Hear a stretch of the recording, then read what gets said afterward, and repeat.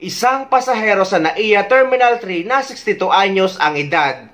Hinarang at inaresto sa NAIA dahil sa laman ng kanyang hand carry baggage.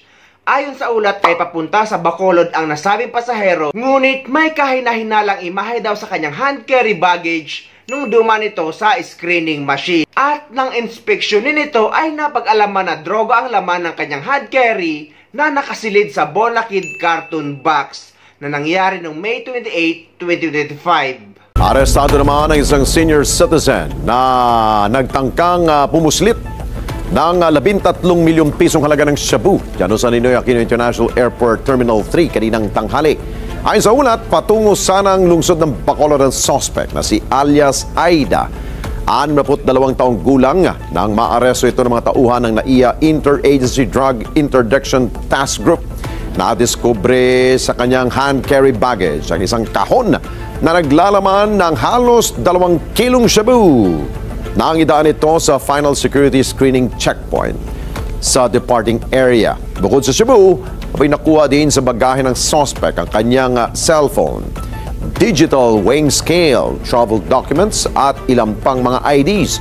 Sa sampahan ng suspect ng paglabag sa Republic Act 9165 o Comprehensive Dangerous Drugs Act of 2002. Samantala, ngayong taon lang din ito nangyari, isang kababayan natin Pilipina ang inaresto din sa NAIA matapos mahulihan ng ilegal na droga sa kanyang maleta nung umuwi ito sa Pilipinas. Naharap na sa kasong drug trafficking ang isang Pinay galing ng Sierra Leone. Ito ay matapos na mahulihan ng mahigit 4 na kilong cocaine, isang uri ng illegal na droga sa Ninoy Aquino International Airport o NAIA kagabi ng mga tauhan ng Bureau of Immigration o BI. Kinilala ang suspect na si Joy Gulmatico, 29 na taong gulang. Ayon sa mga tauhan ng immigration, namomonitor nila na kaduda-duda ang flight pattern ng subject, kaya isinailalim ito sa inspeksyon. Nakuha ang illegal drugs sa kanyang luggage. Aabot sa mahigit 27 million pesos ang halaga ng nahuling cocaine. Isinailalim na sa inquest proceedings ang suspect kaugnay sa kasong kinakaharap nito.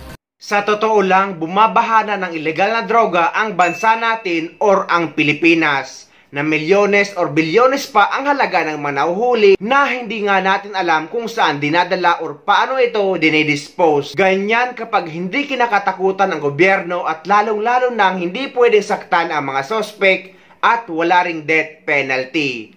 Hindi kagaya dito sa United Arab Emirates na kahit sa Sheila ang mahulihan sa'yo ay parusang kamatayan ang kakaharapin nyo. Sa mga kababayan naman natin na pauwi sa Pilipinas or pupunta sa ibang bansa, iwasan nyo guys na tumanggap ng mga padala or ng mga package. Lalo na kung nag-aalok ng malaking pera para ipadala lang sa inyo ang isang package. Dahil guys, posibleng droga ang laman niyan at pwede kayong mapahamak at ang worst ay maparusahan pa kayo ng parusang kamatayan sa ibang bansa tulad ng sinapit ng iba nating kababayan.